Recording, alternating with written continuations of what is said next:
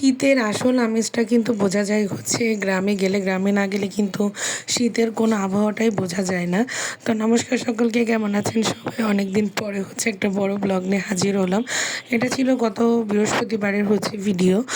তো আমি হচ্ছে স্কুলে পরীক্ষা নিচ্ছিলাম, তো আমাদের হচ্ছে পরীক্ষার মাঝে যেই নাস্তা দেওয়া হয়, আমি ওদের পরীক্ষা দিতে দিতে আর হচ্ছে নিতে নিতে আর হচ্ছে খাতা দেখছিলাম। তো তখন হচ্ছে চা আর বিস্কিট খেয়ে নেওয়ার পরে বাসায় এসে কোনো মতো হচ্ছে রেডি হয়ে খাওয়া দাওয়া শেষ করেই হচ্ছে আমরা বেরিয়ে পড়েছিলাম মানে বাড়িতে যাওয়ার উদ্দেশ্যে।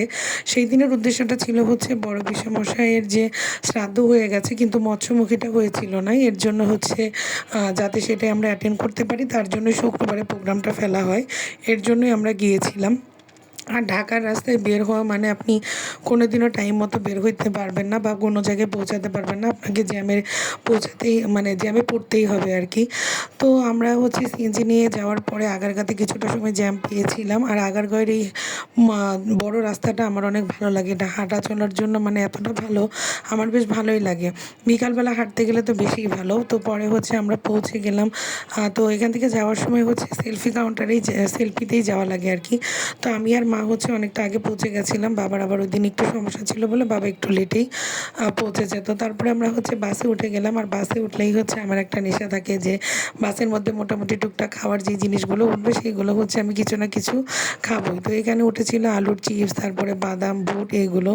তো মোটামুটি হচ্ছে মানিকগঞ্জ ক্রস করার পর থেকে এত ঠান্ডা, আর আমরা হচ্ছে ঠান্ডার জিনিস সব হচ্ছে ব্যাগে করে নিয়ে গেছিলাম, যে ওইখানে ঠান্ডা লাগলে, ঢাকায় তো ঠান্ডা নেই, ওইখানে ঠান্ডা লাগলে তারপরে হচ্ছে আমরা পরবো। তো সেটাই গাড়ি থেকে একদম সোয়েটার চাদর পেঁচিয়ে আমরা হচ্ছে চলে গিয়েছিলাম। তো তারপরে বাস থেকে নামার পরে, উতুলি বাস স্ট্যান্ডে নামার পরে আমরা হচ্ছে, যেহেতু অনেক আগে বের হয়েছি, সবার একটু ক্ষুধাও লেগে গেছিলো, এর জন্য বাবা বললো আগে হচ্ছে আমরা এখান থেকে খাওয়া দাওয়া করি, তারপরে হচ্ছে বাড়িতে যাব। নর্মালি বাবা কোথায় গেলে হচ্ছে আমার ক্ষুধার পরিমাণ বেশি লাগে বলে বাবা আগে আমাকে খাইয়ে দাইয়ে নেয়। তো এখানে হচ্ছে সবই মানে এই হোটেলগুলো সবই পরিচিত, আমরা যেহেতু যাওয়া আসা করি এবং বাবার আগে থেকেই পরিচিত। তো আমরা গিয়ে হচ্ছে পরোটা, তারপরে সবজি, মিষ্টি আর হচ্ছে ডিম ভাজা নিয়েছিলাম। এখানে সবজিটাও অনেক টেস্টি, আর হচ্ছে পরোটাটা একদম গরম গরম ভেজে দিচ্ছিলো, তো এর জন্য হচ্ছে আরও বেশি ভালো লাগছিলো। আর আমি ঢাকার মিষ্টি থেকে সবসময়ই হচ্ছে বাড়িতে গেলেই মিষ্টিটা একটু বেশি খাই, কারণ হচ্ছে ওইখানের মিষ্টিগুলোর স্বাদ আমার বেশি ভালো লাগে। ঢাকারগুলো কেমন যেন সফটনেস থাকে না মিষ্টির মধ্যে, কেমন একটু শক্ত শক্ত ভাব থাকে। তো আমরা সবাই মিলেই হচ্ছে আগে ওইখানে বসেই হচ্ছে নাস্তা করে নিচ্ছিলাম। নাস্তা টাস্তা করার পরে হচ্ছে অটোতে করে আমরা চলে গেছি। তো বাড়ির জন্য কিছু খাবার নিব। তো অটোতে ওঠার পরে মনে পড়ছে যে আরে খাবারের ব্যাগ হোটেলে রেখেই চলে আসছি।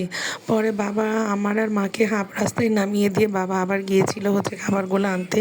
তো আমরা প্রায় 10-20 মিনিট দাঁড়িয়েছিলাম। আর রাতের আকাশের এই চাঁদটা কিন্তু স্পষ্ট ঢাকা শহরে দেখা খুব কমই যায়। তো আমি দাঁড়িয়ে দাঁড়িয়ে দেখছিলাম, কী করবো মানে অপেক্ষা করতে করতে আসলে মানে সময় কাটছিল না।